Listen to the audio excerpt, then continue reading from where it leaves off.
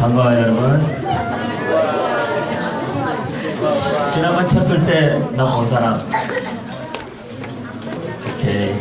나머지 안 본 사람들은 1학년? 아닌 것 같은데. 기억이 안 나는 친구들도 있는 것 같은데. 여러분 반가워요. 지난번 왔을 때보다 제가 좀 탔어요, 까맣게. 왜 그러냐면 내가 어젯밤에 이스라엘에서 돌아왔어요. 어젯밤에 이스라엘에서 돌아와가지고 뭐 여러분 여기 뭐 찬양 부를 때 뭐 이렇게 기도할 때 뭐 이렇게 얘기하는 거 내가 그게 다 있었어요. 이렇게. 네, 갈릴리도 이렇게 왔다 갔다 하고 또 부활주일 예배인데 이스라엘에서 부활주일 예배 아침 9시에 예수님의 무덤터로 추정되는 곳에서 이제 전 세계에서 온 사람들이 부활주일 아침에 예배 드려요. 그래서 이제 같이 부활주일 예배 드리고 그렇게 왔어요. 왔는데 이스라엘에 있는 동안에도 뭐 한국에서 일어난 또 소식 때문에 그 이스라엘 일정에 이렇게 집중하기가 참 힘들었어요. 집중하기 힘들었고 특히 제가 청소년 청년들 많이 아끼고 사랑하는 한 사람으로서 마음이 많이 힘든 시간들이었어요. 한국에 오면서도 한국에 오는 게 굉장히 두려웠어요. 이스라엘에서. 왜냐하면 비행기를 타러 공항으로 오는데도 굉장히 마음이 힘들었어요. 한국에 와서 이제 공항에 도착했으부터 서울 들어오는 1시간 동안에 마음이 너무 힘든 거야. 이제 이스라엘에 있을 때는 어쨌든 내가 전화기를 꺼내가지고 뉴스를 일부러 보지 않으면 누가 나한테 말해주거나 얘기하는 사람이 없잖아요. 그죠? 근데 한국에 오니까 차에 리무진 버스에 탔는데 버스에 그 스크린에 오늘 1시간 내내 그 뉴스만 나오는 거예요. 계속. 그리고 뭐 이스라엘에 있으면서도 페이스북이나 이렇게 하면은 그냥 제 주변의 모든 제가 이제 청소년 청년 사역도 직접 하지만 사역자들을 멘토링하고 돕는 어깨동무 사역원이라는 사역을 또 하니까 전도사님들 거의 청소년 사역하는 전사님들인데 전부 다 그냥 막 카톡창에 하루에 카톡이 막 200개씩 올라오는 거예요. 전사님들 저하고 한 20여 명 전사님들이 나랑 매일 카톡창에 같이 들어와 있는 전사님들이 있는데 다 청소년 사역 친구들. 근데 하루에 막 글이 얼마나 많이 올라오는지 감당하기 어려운 거예요. 자기들도 그 감정을 어떻게 감당을 할 수가 없는 거예요. 그리고 이제 지난주 부활주일 전이 되니까 다 질문이 올라와요. 우리 전사님들이. 무슨 질문이 올라오느냐. 목사님 이번 주일날 설교를 어떻게 해야 됩니까? 이런 상황 앞에서 어떻게 설교를 해야 됩니까? 그리고 부활의 소망. 지금도 물속에 150명이 넘는 아이들이 아마 살아있기를 바라지만 거의 다 아마 다 이미 죽었을 텐데 그리고 그 수많은 한 아이당 부모가 둘이면은 그 300여 명 그때 당시 같으면 거의 뭐 200여 명 가까운 사람들이 실종됐을 때니까 또 뭐 400명 넘는 그 부모님들 그리고 그 주변의 친척들 그리고 그 교회 가족들 제가 아는 전사님들도 보니까 그 진도까지 막 내려갔어요. 벌써 내려가고 지금도 합동 분향소에 가서 뭐 자원봉사하고 있는 사람들도 있고 뭐 다 바빠요. 보니까 우리 전사님들이 너무 그 마음을 어떻게 주체할 수가 없는 거예요. 주체할 수가 없는 감당이 안 되는 거죠. 예수님의 부활에 대해서 그래도 전해야 되겠다. 예수님의 부활에 대해서 말했어요. 예수님의 부활에 대해서. 예수님의 부활에 대해서 한 전사님이 저는 이번 주일날 이렇게 설교하려고 합니다. 설교를 요약을 해서 딱 올렸어요. 카톡에다가. 올리니까 그 카톡을 읽고 몇몇 사람이 저한테 개인적으로 따로 카톡이 왔어요. 뭐라고 카톡이 왔냐면 그 설교문 내용을 읽고 굉장히 마음이 상했다는 거예요. 왜 마음이 상했냐? 그 설교문의 내용은 내용상으로는 아무 문제가 없었어요. 왜 아무 문제가 없었냐? 모든 인간은 궁극적으로 우리의 삶의 모든 사람은 끝을 향해서 가고 있어요. 우리는 다 우리의 인생의 마지막 결말은 잘 사나 못 사나 많이 배우나 못 배우나 예뻐도 안 예뻐도 고쳤어도 안 고쳤어도 뭐 상관없어요. 날씬해도 뚱뚱해도 우리는 다 죽는 거예요. 결국은. 이번에 우리 애가 있어요. 우리 오늘 애가 여기 오기를 원했는데 어제 이스라엘에서 같이 돌아와가지고 너무 피곤해가지고 내일 또 어디 또 하루 종일 또 가야 되고 그래가지고 못 왔어요. 못 왔는데 우리 애가 이제 올해 한국 나이로 10살, 이제 만으로는 아직 8살. 이번에 이스라엘에 가서 요단강에 예수님 세례 받으신 곳에서 침례를 받았어요. 목사 아빠를 둔턱에 아빠인 제가 저희 아들을 물에다가 푹 집어넣다가 이제 거의 죽기 직전에 꺼내줬어요. 왜냐하면 이게 세례라는 것은 예수 그리스도와 함께 죽는 거거든. 그래서 진짜 물속에 들어가서 죽는 경험을 해봐야 되는 건데 한국의 어떤 사건하고 오버랩되니까 마음이 너무 아프더라고요. 근데 우리 애가 세례를 받았어요. 근데 우리 아이하고 아침에 일어나서 제가 호텔 방에서 세례 문답을 했어요. 세례를 받을 거면 세례 문답을 해야 되잖아. 제 아이한테 물었어요. 예수님이 누구시며 하나님은 누구시며 왜 우리가 구원받아야 하며 왜 인간이 죄인인가. 우리 아들이 신기한 대답을 했어요. 이제 만 8살인데 제가 물었어요. 왜 인간이 죄인인가? 왜 모든 인간이 죄인인가? 왜 아담이 죄지었는데 모든 인간이 다 죄인이 됐을까? 많은 사람들이 이렇게 얘기하잖아요. 왜 아담이 죄를 지었는데 나도 죄인이냐 말이야. 그것 때문에. 원죄라는 걸 나는 인정하기 싫다. 내가 짓지도 않은 죄 때문에 내가 왜 책임을 져야 되냐. 근데 그래서 자기는 원죄 그거 아니라고. 저희 아들이 되게 신기한 대답을 했어요. 왜 모든 인간이 죄인일까? 저희 아들이 로마서 6장 23절인데 죄의 삭은 사망이요. 하나님의 은사는 우리 주 예수 그리스도 안에 있는 영생이니라. 그런 말씀이 있는데 저희 애가 뭐라 그랬냐면 아빠 자기가 생각할 때는 모든 사람이 다 죄인이래요. 왜냐니까 모든 사람은 다 죽는다는 거예요. 범죄하지 않은 인간은 죽음으로부터 자유로울 수 있어요. 하지만 인간이 죽는 한은 모든 인간은 다 죄의 삭스로 죽는 거예요. 그렇기 때문에 여러분이 나는 영원히 산다 뭐 이렇게 어디 영생교 교주 정도 되지 않으면 뭐 그 사람도 갔죠. 그 사람도 가셨는데 인간은 죽음이라는 궁극적 종말을 향해서 다 가는 거예요. 누가 좀 더 빨리 가냐, 누가 조금 더 늦게 가냐 그 차이뿐이에요, 그죠? 그렇기 때문에 우리에게 있어서 항상 사람들이 얘기하죠. 가장 소중한 시간은 언제다? 지금이다. 우리에게서 가장 소중한 시간은 지금이다. 자, 여러분 그래서 얘기해요. 학교에서 체프를 하는데 강제로 오지 않아도 되는데 여러분이 스스로 여기로 왔으면 지금 이 시간을 굉장히 중요한 시간으로 만들어야 돼요. 누가 여러분을 여기 억지로 막 멱살 잡아서 끌어다 놓은 거 아니잖아요. 여기 안 오면 너 학교 졸업 못하니까 뭐 이렇게 강제성을 띄고 한 게 아니죠. 혹시 그런 건가? 여러분 스스로가 여기 왔으면 여러분 스스로가 저도 이번에 굉장히 화가 많이 났어요. 제가 좀처럼 그래도 정말 이렇게 화를 안 내려고 정말 하나님 앞에 많이 노력하는데 정말 이스라엘에서 화가 막 여기까지 올라왔다가 또 기도하면서 좀 식혔다가 그래서 되는 거예요. 왜? 무책임함이라는 거예요. 사람들의 무책임한 태도가 그냥 나는 화내면 되지만 누구는 미치게 만들고 누구를 죽게 만드는 거예요. 그죠?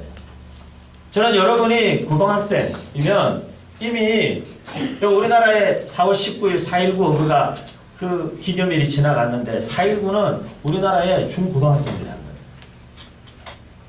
대학생 청년들도 아니에요. 이 젊은 청소년들이 하는 거예요. 여러분 정도 나이 되면 여러분의 삶에 대해서 책임을 질 수 있는 어떤 철학적인 가치를 갖고 있어요. 시간이라는 것은 중요한 것이구나. 그리스도인에게 있어서 시간이라는 것은 시간은 황금이다? 아니에요. 그리스도인에게 있어서 시간은 생명이에요. 생명. 지금도 여러분은 여러분에게 주어진 생명의 분량에서 여기에 2시간을 투자하기로 결정한 거예요. 그렇기 때문에 여러분은 예배에 여러분의 생명을 투자한 거죠.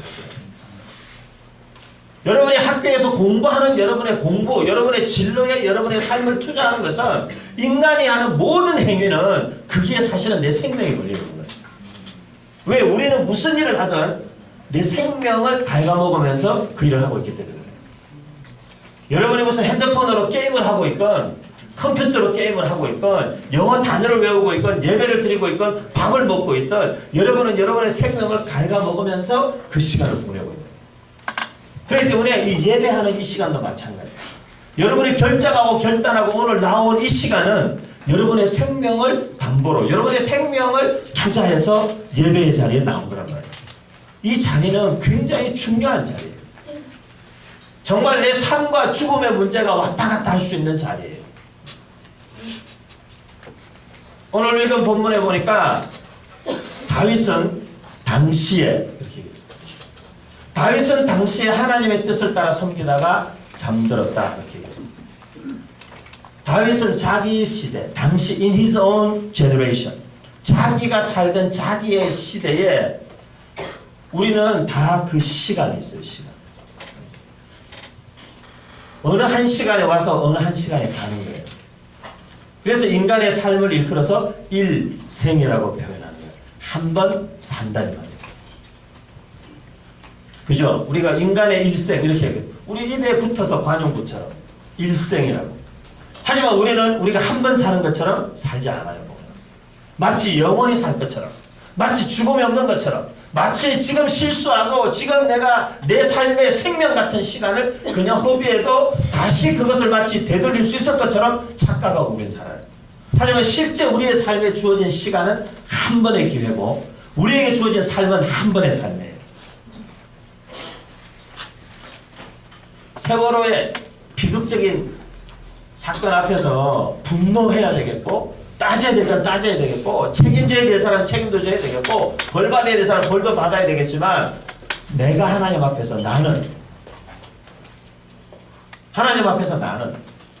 우리 많은 청소년 사역자들 후배들이 저한테 그래요. 목사님 살아있는 것이 이렇게 부끄러울 수 없어요. 적어도 제 주변에 있는 한 30여 명의 청소년 사역자들은 제가 알아요. 그 친구들. 정말 그 친구들은 자기 자신보다 청소년들을 더 사랑하는 친구들이에요.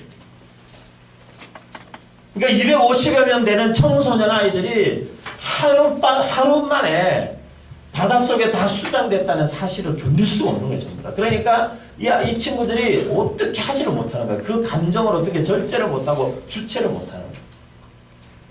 그러니까 자기가 살아있다는 것 자체가 이렇게 미안하고 이렇게 부끄러울 수가 없어요. 뭐 할 수 있는 얘기가 있겠어요? 제가 그랬어요. 그래도 어떡하겠네 얘들아. 그래도 하나님 우리를 살게 하셨으면 이제는 우리가 이전과는 똑같은 상황, 똑같은 환경, 똑같은 사람으로 살지만 다른 마음으로 살아야지. 이제. 다른 마음으로 살아야지. 우리 청소년 사역자들 중에는 그 교회 가서 집회를 하고 강의를 하면서 그 아이들을 만났던 아이들도 있어요.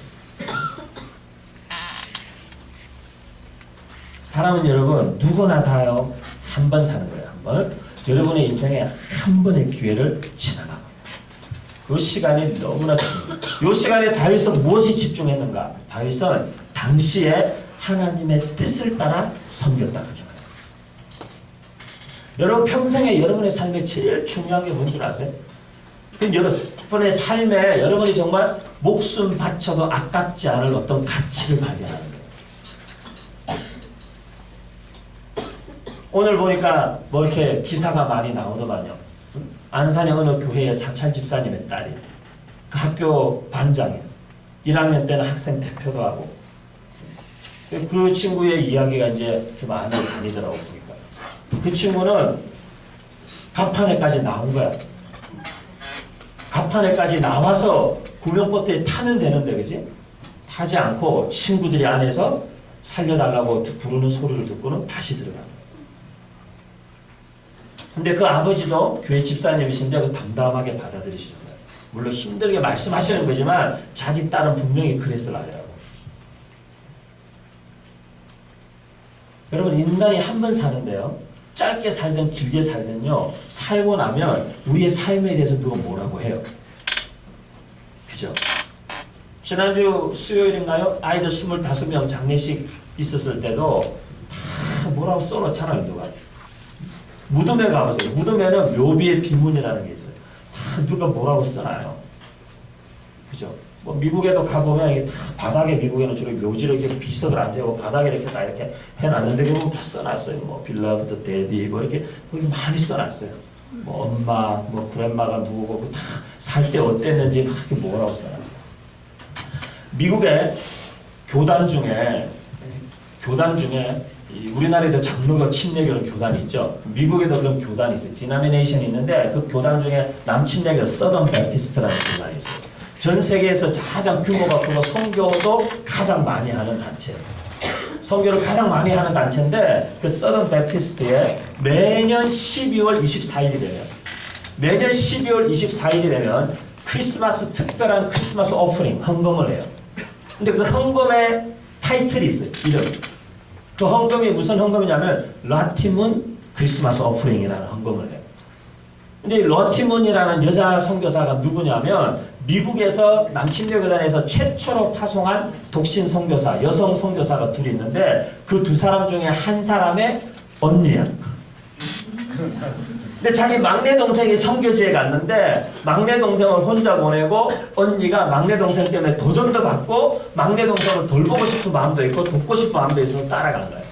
근데 가서 동생은 거기에서 몇 년 못 견디고 다시 본국으로 돌아가고 괜히 따라간 언니는 거기서 평생을 중국에서 보내요. 평생을 중국에서 보내요. 근데 중국의 의화단 사건이라는 게 일어나면서 전국에 기근이 오고 전염병이 돌고 중국 사람들이 다 죽어갈 때 라티문은 자기 개인의 재산, 미국에 있는 것까지 다 가져와서 이 중국 사람들에서 전부 다 써요. 그러고는 그녀도 결국 그렇게 하다가 건강이 악화돼가지고 본국에서 선교 본부에서 강제 송환을 해요. 배를 타고 중국에서 출발해서 항상 일본 고베를 들려서 미국으로 가는데 일본 고베항에 배가 정박했을 때 라티문은 그 배에서 숨을 거둬요. 72세의 나이로.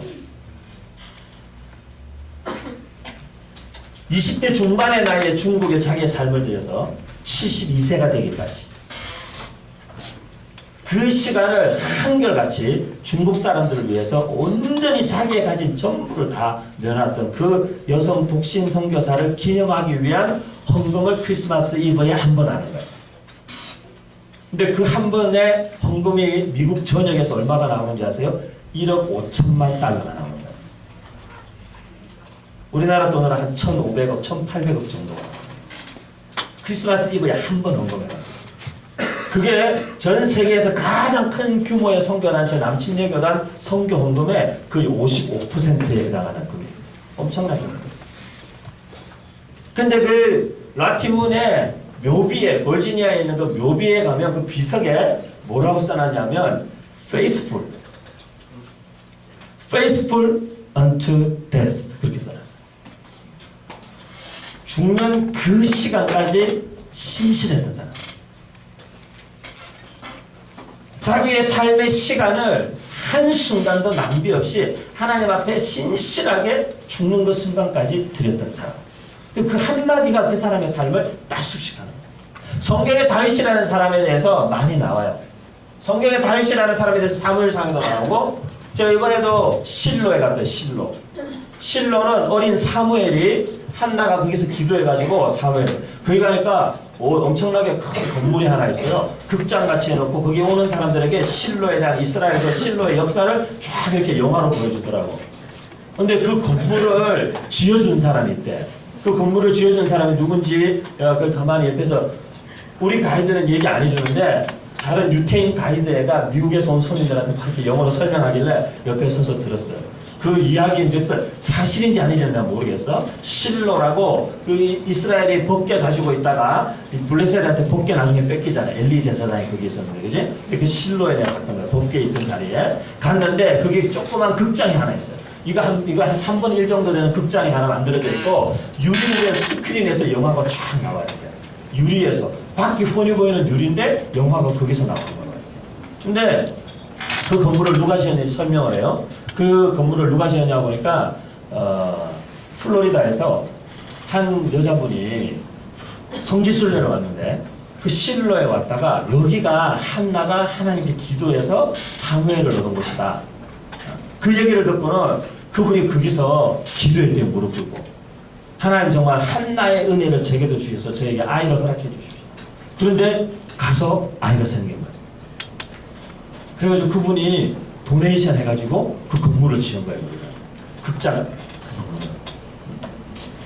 혹시 여러분 나중에 여기 자매들 시집 가서 혹시 잘 안 되면 거기에 실로라는 데를 꼭 가면 실로. 실로에 가서 한나의 기름봉을 달라고 하는 게 기도예요.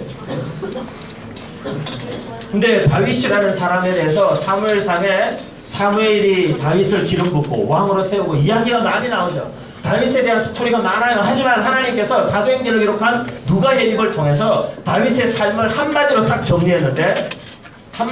정리했는데 다윗은 자기 시대에 하나님의 뜻을 섬기다가 잠든 사람이다. 그렇게 말했어요. 여러분 한번 생각해 보세요. 여러분도 이번에 세월호 사건으로 아마 많은 생각을 했을 거예요. 사람이 어떻게 될지 내일을 모르는 거구나. 많은 생각을 해봤을 거예요. 만약 오늘 내 삶이 이 땅에서의 마지막 삶이라면 나를 알고 있던 내 주변 사람들이 나의 삶에 대해서 뭐라고 말할까? 한마디로 그냥 그렇게 딱 정리될 수 있는 삶일까? 아니면 뭔가 지저분한 게 많이 붙어가지고 삶이 지저분한 사람인가? 어떨 것 같아요, 여러분? 여러분의 삶을 만약 누군가가 한 문장으로 요약해야 한다면 어떻게 요약할까요? 우리의 삶은 하나님 나라의 역사가 우리의 삶을 통해서 펼쳐지는 건데 하나님이 우리의 삶을 쭉 한번 보셨을 때에 우리의 삶을 한마디로 요약한다면 다윗의 삶을 딱 한마디로 요약한다면 하나님께 말씀해요. 다윗은 나의 마음에 합한 사람이다. 다윗에 대해서 정확한 사람, 분명한 사람, 뜻이 있는 사람, 하나님 쓰시는 사람, 하나님 앞에 삶을 드린 사람의 삶은 그렇게 길게 설명하지 않아도 돼요. 그래서 보면 이게 프로필이 너무 긴 사람들은 사실 별 볼 일 없는 사람. 우리 보세요. 저는 교회가 이름도 없잖아. 교회가 나는 이름도 없어. 교회 이름도 없고 나도 뭐 그렇게 뭐 이름 있는 사람도 아니고 뭐 상관없어요. 하나님만 나를 그냥 봐주시고 알아주시면 돼요. 근데 우리 삶을 어떻게 정리할까요? 복잡하지 않아요. 아브라함, 내 친구, 모세, 온유와 및 지면의 모든 사람보다 뛰어난 사람. 그렇게 짧게 뭔가 한마디씩 다 붙는 거예요. 하나님의 사람. 과연 나는? 그런 생각해봐요.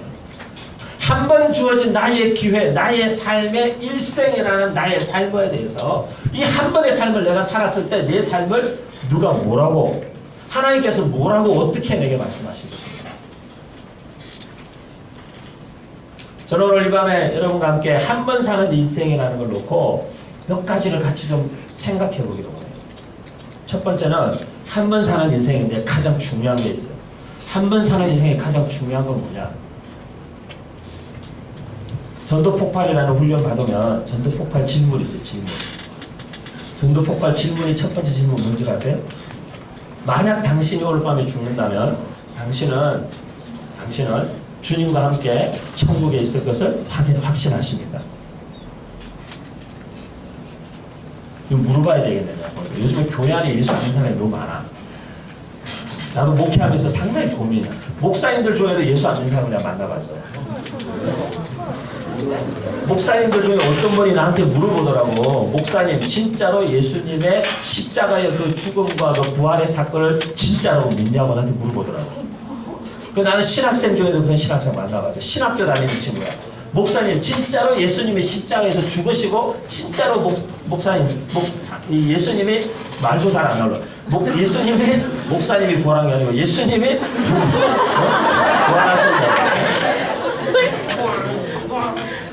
부활하셨냐고 물어봅니다. 진짜로 물어봐요. 나도 여러분한테 오늘 물어봐야 될 것 같아요. 진짜 오늘 죽어도 되는 거야, 우리? 죽을 준비가 안 됐으면 오늘 밤에 확실하게 죽을 준비를 할 수 있기를 바라요. 이스라엘에서 한국 오는데 그렇지 않아도 마음이 뒤숭숭한데 비행기를 10시간 정도 타는데 갈 때는 10시간 한 40분, 올 때는 10시간 정도 타는데 비행기가 올 때 얼마나 흔들리는지 난 비행기가 떨어지는 줄 알았어요. 비행기가 정신없이 흔들리는 거야. 승무원들이 몇 번을 승무원 착석하세요. 이런 비행기 엄청 흔들리는 거잖아. 보통 조금 흔들리면 그냥 불만 켜줘. 그리고 그러면 뭐 시트벨트 매라 그러잖아. 그 시트벨트 매가 앉아있는데 이제 승무원들 착석하세요. 이런 비행기가 이제 심하게 흔들릴 거다. 이런 얘기잖아. 근데 승무원들이 한 4-5번을 앉았어요. 그래서 비행기가 너무 심하게 흔들리는 거야. 어떤 사람들은 보니까 그냥 뭐 긴장해가지고 비행기가 심하게 흔들려요. 보통 비행기가 옆으로 흔들리는데 이 비행기는 가다가 뚝 떨어지고 이렇게 막 계속 툭툭 떨어지는 거예요. 이렇게 아래 위로도 흔들리는 거야. 아래 위로. 사람 간이 얼마나 철저한지 몇 번을 그냥 막 흔들리더라고요. 변기가 심하게. 근데 여러분 생각해보세요. 하늘에 떠 있는 그 비행기도 사실 그 비행기가 얼마나 큰 비행기야. 그 비행기가 그 큰 비행기도 하늘 위에 떠 있는데 그 바람 하나에 어떻게 될지 알 수가 없는 거예요. 사람은 참 약해요. 이번에도 이스라엘 유대 광야에 나가서 광야에 예수님처럼 광야를 한번 체험해보고 싶었어요. 광야에 나갔는데 1시간 안 돼가지고 돌아가자 그랬어요. 3월달, 4월달은 이스라엘 여행하기 제일 좋을 때예요. 우리나라 분들은 주로 되게 용감하게 7월달, 8월달에 가시는데 최고로 최악의 시간에 가는 거죠. 이스라엘은 햇빛을 피할 수가 없어서 왜? 바닥이 다 돌이야. 해가 바로 반사가 돼서 이렇게 모자를 써도 해가 밑에서 반사가 돼. 또 얼굴이 탁해도. 그러니까 모자를 써도 선글라스를 껴도 밑에서 해가 반사돼서 얼굴이 다 타는 거예요. 무슨 방법이 없어요. 근데 얼마나 더운지 견딜 수가 없어요. 견딜 수가 없어요. 근데 그 넓은 광야의 끝이 안 보이는 거예요. 그 길을 2년 전에 내가 아는 자매는 그 광야를 주님을 너무 깊이 묵상해가지고 광야 너무 깊은 데로 들어가가지고 헬기가 구조했어. 얘가 무슨 주님을 묵상하겠다고 광야를 걸어서 간 거야. 혼자서 걸어서 갔는데 한참을 걸어서 생각하면서 가다 보니까 자기가 어디에 와 있는지 알 수가 없는 거야. 이스라엘 헬기가 떠가지고 걔를 데리고 왔잖아. 광야가 그만큼 막막한 거예요. 근데 그런데 나가보면 인간이 너무 초라하고 작은 거예요. 인간이 너무 작은 거예요. 이번 일을 보면서도 저는 사람들의 무책임함 때문에도 화가 났지만 또 한편으로는 이런 현실과 이런 상황을 어떻게 바꿀까라고 생각했을 때 뭘 할 수 있을까? 그 막막한 게 더 화가 나는 거예요. 제가 한동대학교에서도 강의하는데 한동에서 제가 가르쳤던 청년 중에 하나가 연락이 왔어요. 최근에 혹시 페이스북 여러분 하세요? 페이스북? 네. 그런 거 하면 내가 공부해야지.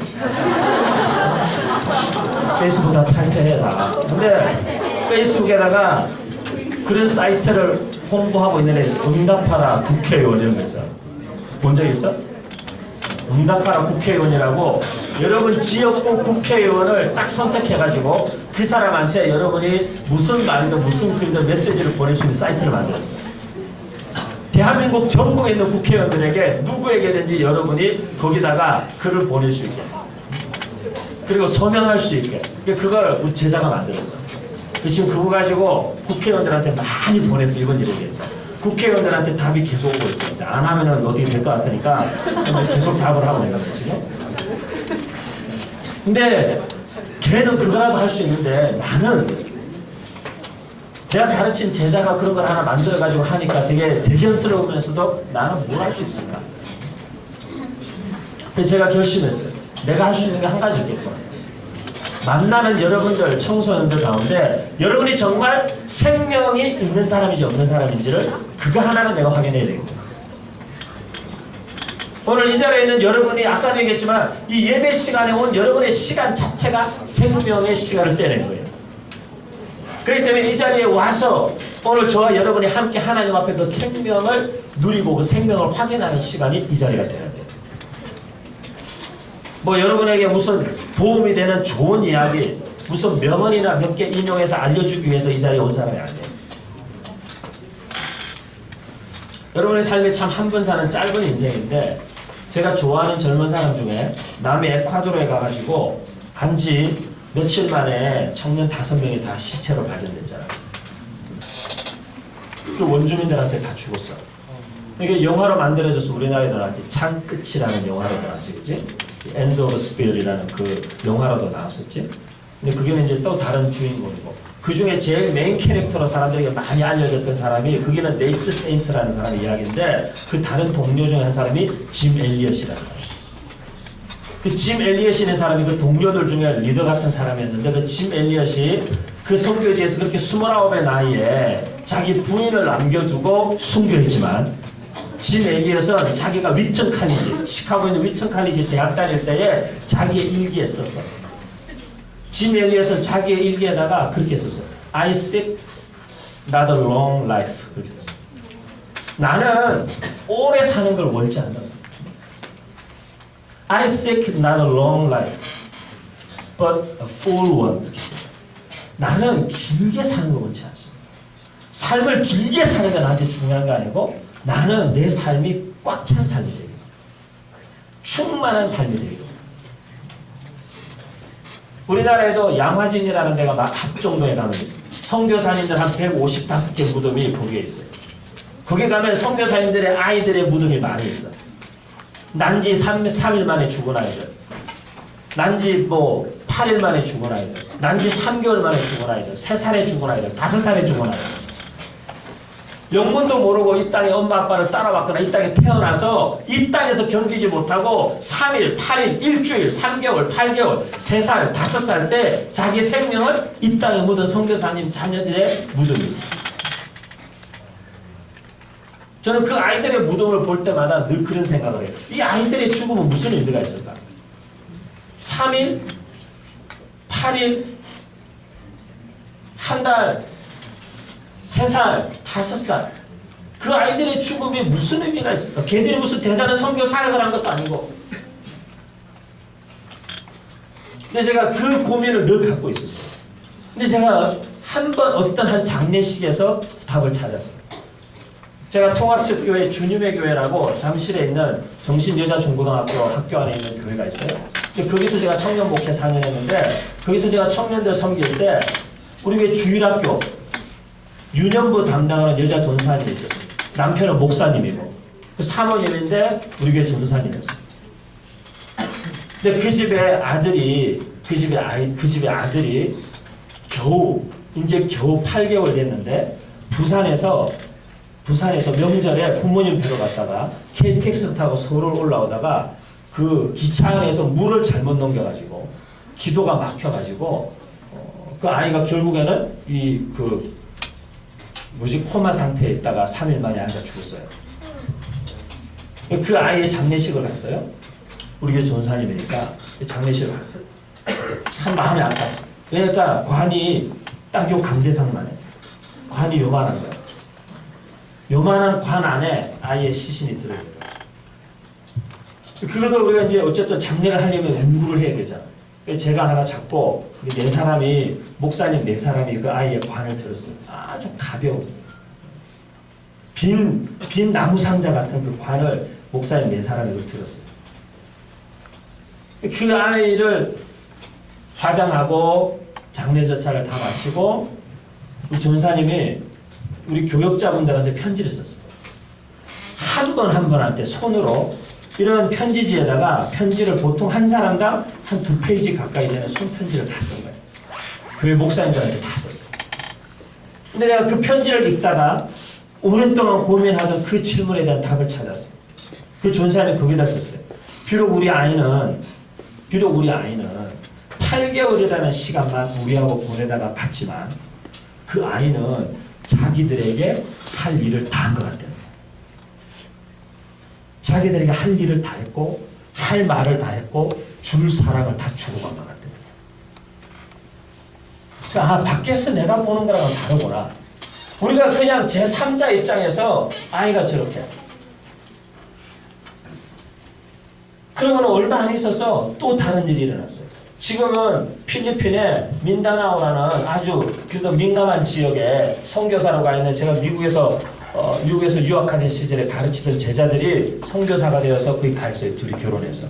이 친구들은 히브리어, 그릭, 라틴 이런 그 클래식 랭귀지를 전공했어.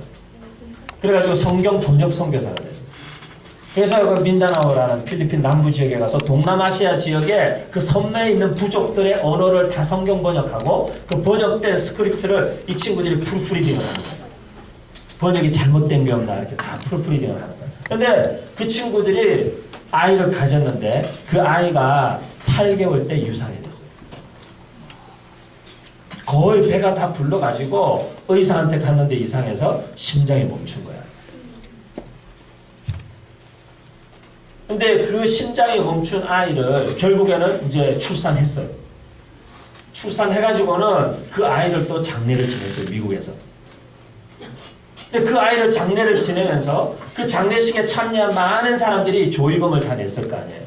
그 사람들이 낸 모든 조의금을 다 모아서 그 아이의 이름으로 그 성경을 번역하는 위클리프라는 미국의 아주 큰 규모의 성경 번역, 전 세계 성경 번역 선교단체 중에 가장 큰 단체죠. 그 위클리프 선교회에 기금이 마련됐어요. 무슨 기금?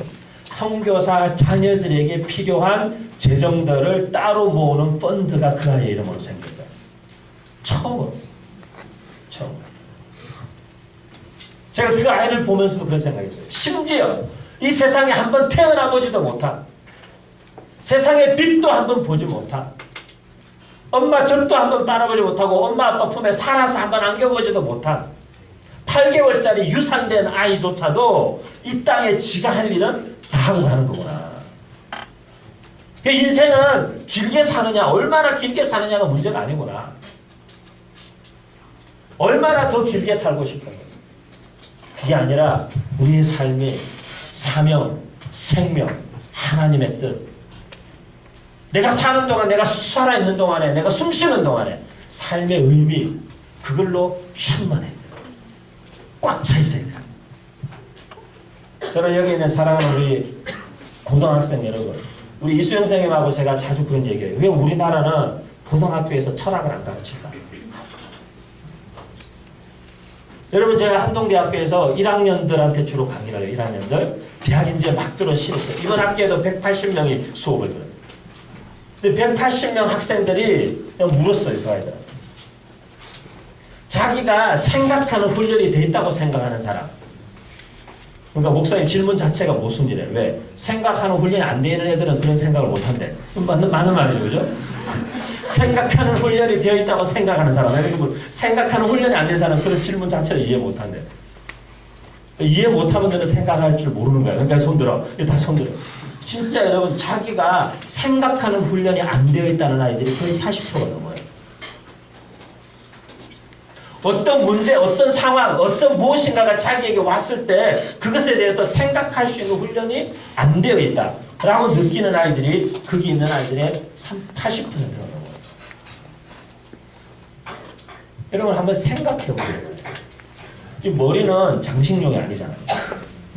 한번 생각해 보세요. 여기는 삘이나 꽂으라고 하나님 머리를 주신 게 아니에요. 어떤 사람 이걸 가지고 뭐 삶은 계란도 깨고 이러는데 그런 용도로 하나님이 머리를 주신 거예요. 하나님 우리에게 머리를 주신 이유는 하나님 그분을 생각하고 하나님 그분의 뜻을 생각하고 내 한 번 사는 인생이 이게 뭘까? 나는 왜? 나는 어떻게? 생각하라고 주십니다. 한 번 사는 인생 여러분, 언제 끝날지 모르는 인생 한번 생각해봐요. 뭐가 내 생명 걸 수 있을 만큼 생명 걸어도 아깝지 않을까? 어떤 친구는 사지에서 죽어가는 또 다른 친구를 위해서 자기의 생명을 내어주는 것이 아깝지 않다 생각하고 그 사지를 다시 걸어 들어갔어요. 뭘까? 어떤 가치가 그 사람으로 하여금 그런 행동을 하게 만들까? 제가 이스라엘에 가서 비아돌로로사라고 예수님의 그 십자가에 1번 포인트부터 끝까지 다 걸었어요. 10몇 번까지 있는데 1번부터 차근차근 걸었어요. 차근차근 천천히 그 10몇 번까지 다 돌아보려면 한 2시간 걸려요. 계속 걸어서 가는 거예요. 걸어서. 가다가 예수님이 처음 쓰러지신 자국, 두 번째 쓰러지신 곳, 세 번째 쓰러지신 곳, 구레네 시몬이 예수님의 십자가를 대신 넘겨받아서 져야 했던 곳. 그게 가니까 별게 다 했어요. 6번째가 7번째 가니까 예수님 거기서 쓰러지셔서 벽에다가 손을 짚으셨는데 그 벽에 있는 돌에 손자국이 딱 찍혀 있는 거야. 전 세계에서 온 사람들이 다 거기다가 손을 맞추고 막 기도하더라고. 내 생각은 아닌 것 같아요. 내 생각은 아닌 것 같은데 하도 사람들이 거기다 이렇게 막 이렇게 손을 대고. 그리고 그 겟셋만에 예수님 기도하시던 바위 위에 교회가 서 있어요. 큰 교회가 서 있는데 그 교회 강대상, 이 강대상 밑에가 다 바위야, 바위. 그래서 그냥 자연 안반 바위. 그 바위에다가 사람들이 와서 머리를 거기다 대고 막 기도하더라고요. 그래서 막 울고 기도하고.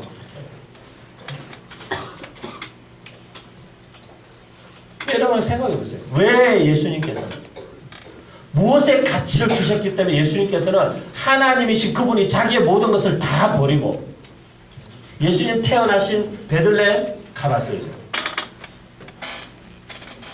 무조건 가자 그랬어요. 뭐 안 되는 거, 뭐 아람 마을이고 뭐 지금 좀 위험하고 무조건 가자. 베들레헴 예수님 태어나실 만한 거 다 보여달라고. 형편은 말구유, 이스라엘의 말구유는 우리가 그림에서 보는 것 같이 나무로 짜여져 가지고 짚을 깔아놓은 그런 말구유가 아니에요. 이스라엘 말구유는 돌이에요. 돌. 이스라엘은 짐승 여물통이 다 돌이에요. 돌. 나무가 아니에요. 그냥 이런 큰 돌을 홈을 좀 파가지고 거기다가 그냥 이렇게 얹어놓는 거예요. 그럼 그냥 먹는 거예요. 돌 위에 태어나신 거예요. 돌 위에. 짚이 많이 깔리는 무슨 그런 나무가 아닙니다. 무엇 때문에 그분은 자기의 생명, 하나님이신 그분이 그분의 자기의 생명을 어떤 가치를 위해서 이 땅에 와서 기꺼이 그렇게 버리셨습니까?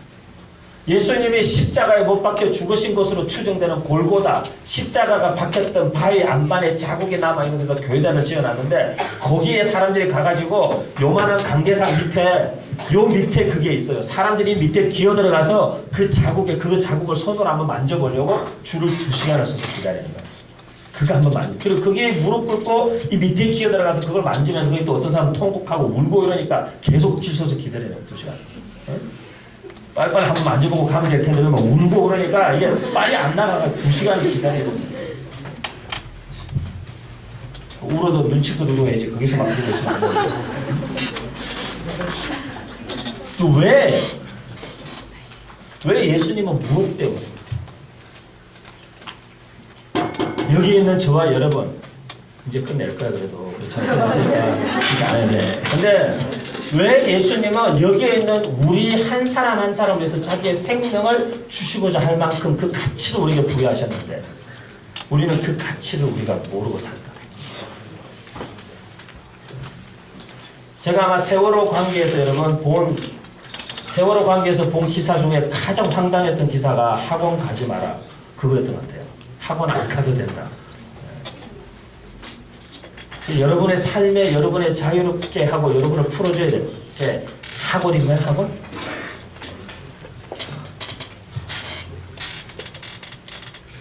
오늘 저와 여러분이 함께 짧은 시간이지만 이 시간에 우리가 말씀을 마무리하면서 몇 가지를 기도하기로 원해요.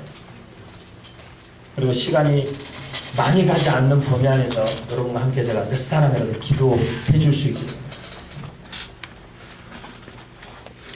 우리가 기도하기를 원하는 몇 가지 제목이 있는데 오늘 말씀대로 한 번 사는 인생 첫 번째 질문 문명적 여러분에게 생각하세요.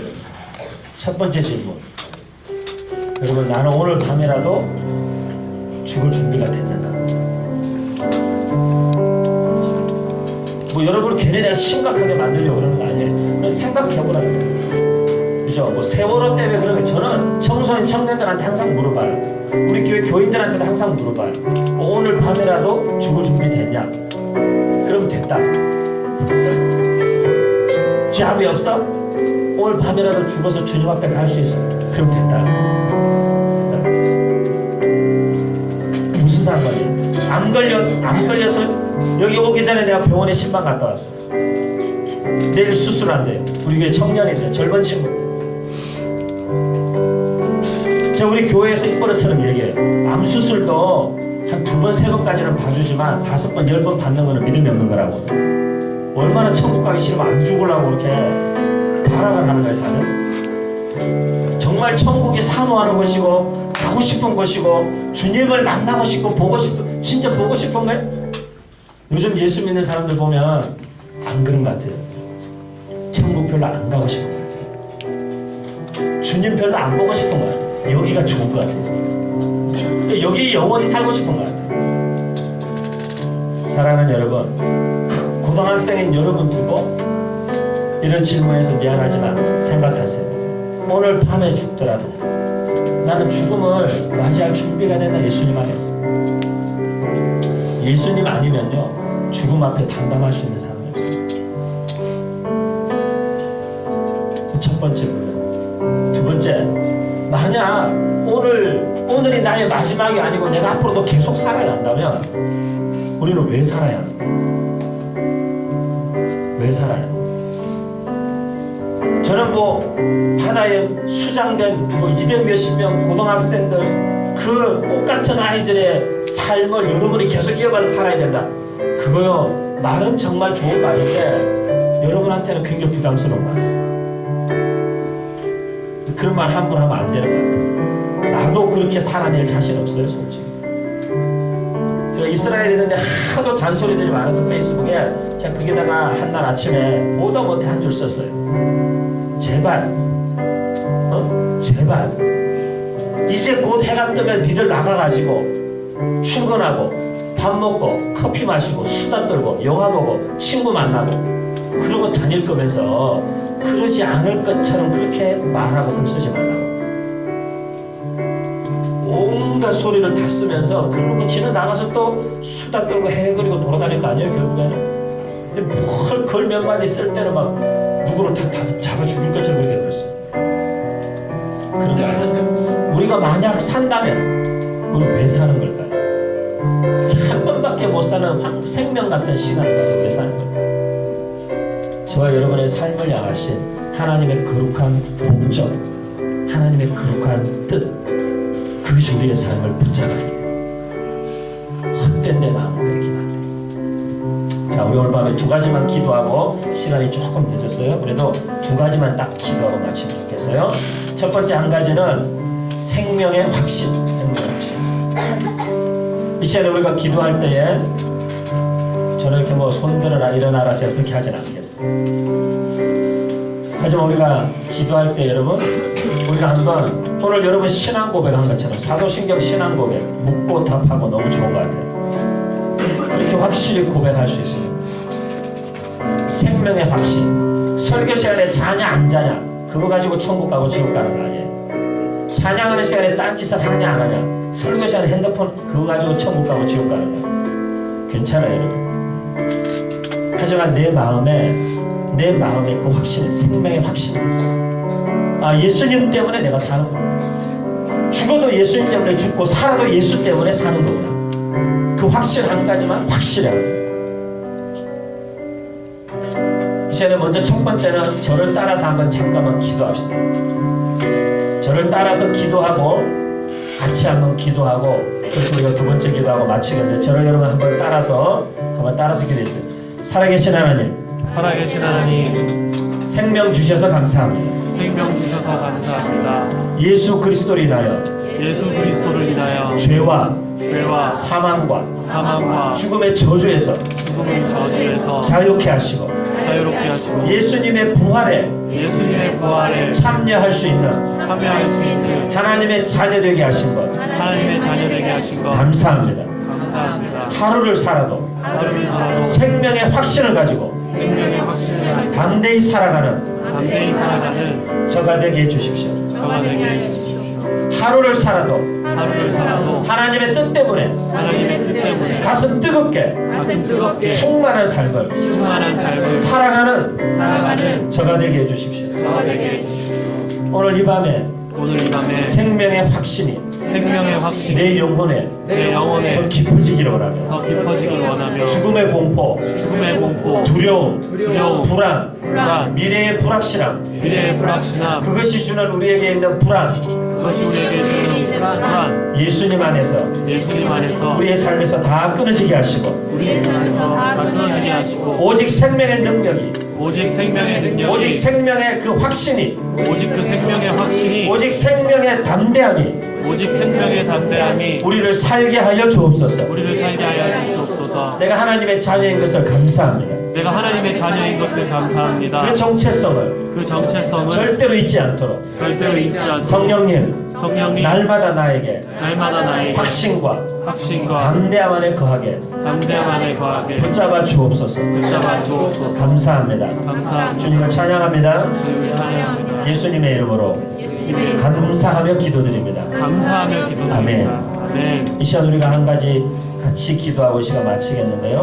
먼저 우리가 같이 한번 짧게 한 1, 2분만 통성으로 기도하기로 합니다. 기도할 때 여러분 그렇게 기도하겠습니다. 주님, 한 번밖에 살지 못하는 인생, 허송세월, 낭비하지 않고 생명 같은 시간, 하나님의 뜻으로 충만한 인생 되게 하여 주시옵소서.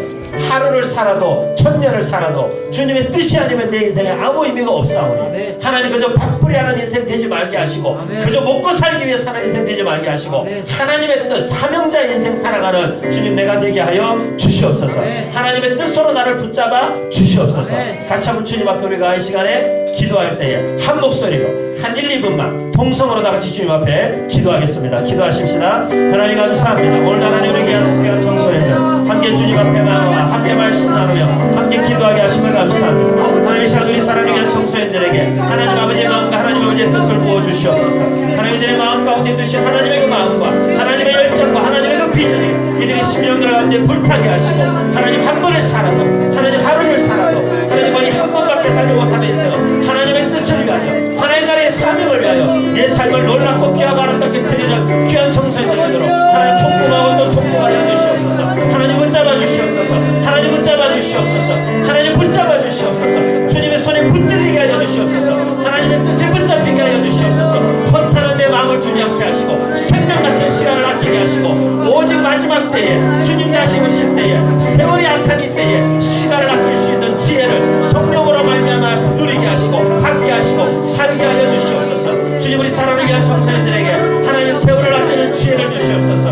하나님 우리의 나를 계수할 수 있는 지혜를 주시옵소서. 모세의 기도와 같이 바울의 기도와 같이 하나님을 알게 하시고 하나님의 뜻 안에 우리의 주신 삶을 다윗처럼 한 번 사는 삶을 주의 뜻을 위하여 온전히 드리는 귀한 청소년들 되도록 하나님 붙잡아 주시옵소서. 하나님 붙잡아 주시옵소서. 오 주님 새롭게 하여 주시옵소서. 하나님 새롭게 하여 주시옵소서. 하나님 감사합니다. 하나님 감사합니다. 주님 도우시옵소서. 여러분 이 시간이 조금 같지만 제가 한 번만 더 기도하겠어요. 여러분 가운데 그런 사람들이 있으면 여기 앞에 나와서 저와 함께 잠깐 기도하는 시간 가지면 좋겠어요. 여러분 가운데 제가 아직 뭘 해야 될지 모르고 무엇을 어떻게 살아야 할지 모르고